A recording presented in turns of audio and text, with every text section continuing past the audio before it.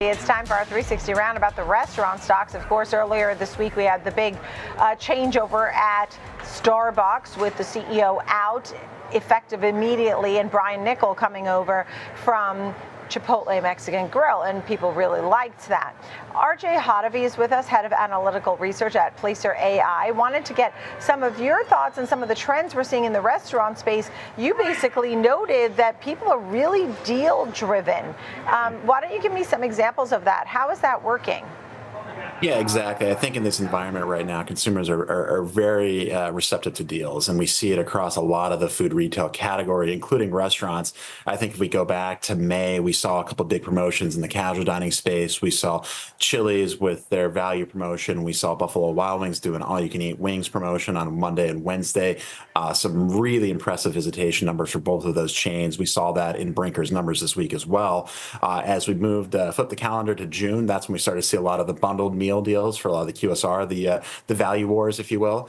Burger King, Wendy's, Arby's, and several others. And then July was really McDonald's month on that, where we did see their $5 meal deal drive visits. But I think the important thing is that even though we've seen a lot of visitation, consumers migrate to these, they are still shopping other channels. They're still going to value grocery. They're still going to dollar stores and convenience stores. So I think QSR and full service restaurant companies are going to have to work harder. They're going to have to innovate. They're going to have to find creative ways to bring people back in the door. Value is part of the component, but there's other things consumers are looking for right now. And does that cut in, RJ, into the bottom line? And we think about profits and margins and all that. Are you concerned now with all these deals that are happening that some of the numbers could be weaker going forward? I do think there is a short-term risk in terms of margin penetration. I do think that we could see some gross margin, operating margin pressure because of the deals that we're seeing across the board here. I do think that is a short-term risk. The big key is if you can drive that increased visit and then keep them coming back. If they come for the value, but continue to shop and maybe find their way up the menu, I think that that's a win-win for these companies. It's a trade-off that they're willing to make. It's a little early to make that call at this point. I think right now we're still in this very competitive space in the food retail category. A lot of deals, not just in the restaurant space, but across all channels. And so I think that's going to be the big hurdle that a lot of the restaurant chains have to overcome is that repeat visit. Can I drive that customer who came in for that deal? Will they come back? And that's going to be the key in the second half of the year. Yeah, get a repeat visitor, foot traffic, get back in there. Of course, they have a lot. They use the deliveries, of course, right, to your home, or curbside pickup, things like that.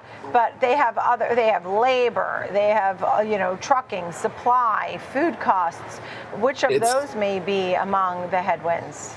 Yeah, I think you ask any restaurant operator, labor is the number one headwind that they're facing in today's environment.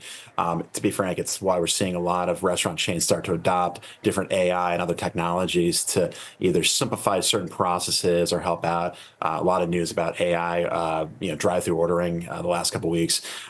So it is kind of what we're seeing there. We actually have seen rent. We're back above where we are pre-pandemic in a lot of cases. We saw some rent relief during the pandemic, but we're starting to see that creep back up. So it really is expensive for restaurant operators right now. You understand why prices went up, but at the same time, too, now you're seeing competition with Walmart, Target, and others who are rolling back prices. You're seeing more promotions at grocery store. You've seen expansion from Aldi and others that have really made it very competitive for the restaurant space. So at this point, you have to be mindful of value, but you still have to innovate. And we still haven't quite seen the space turn the corner in the innovation front. We're seeing nostalgia come back. McDonald's with their collections meal, Taco Bell introducing some discontinued items. That's helping, but the restaurants need to keep that pipeline going right now. Yeah. Joining me now, joining our conversation is Phil Kafarakis, President, CEO, IFMA, the International Food Service Manufacturing Association. And you're noticing some trends, some food away from home projections that you have in your report. Tell us about that, Phil.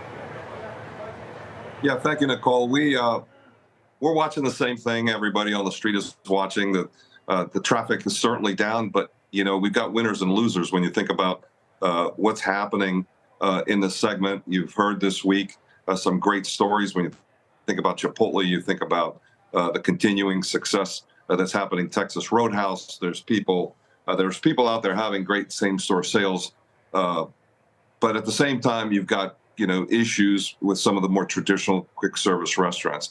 The value meals are going to come back, and that's where this is headed. I think we're going to see some of those traditional, you've seen the $4 value meals. You see some of these kooky things that happen, free French fries on Fridays, etc. So that promotional activity is going to go into the holidays, trying to make sure the consumers are still trying to get value, particularly at the lower end. When you talk about winners versus losers, Phil, what makes a winner, or can you name some of the winners? Yeah, I think when again, not to talk about Chipotle too much because they just had a huge exit, but they've got great talent to replace Brian Nicole. Their CEO's going to Starbucks, but you've seen what they've done with their value proposition. They continue to put out great food. They continue not to have complexity on their menu. They have had a little bit of innovation as they've added a couple of new ingredients into their programming. And they've done really, really well. Wingstop is another one of these chains that has had success over the course of the whole year. Very focused on wings, very focused on value with respect to that. You look at what's going on Texas Roadhouse in the fast casual segment as well. Even yesterday, I think we heard some great news from Chili's as they do kind of a barbell pricing strategy, trying to get consumers in. So it'll continue to be that way. Particularly going into the holidays. Yeah, and you guys are on the same page, at least on some of these names. RJ, are there losers too, or what makes a loser at this point in the industry? Starbucks certainly has had a tough run. Its last quarter was horrible. And so Brian Nicole has a big job. Starbucks is no Chipotle. Starbucks is completely different. So are there losers or struggling names that you think may have a chance or that you're watching, RJ?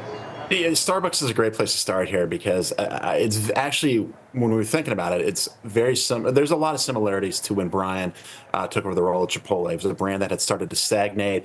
It was facing increased competition.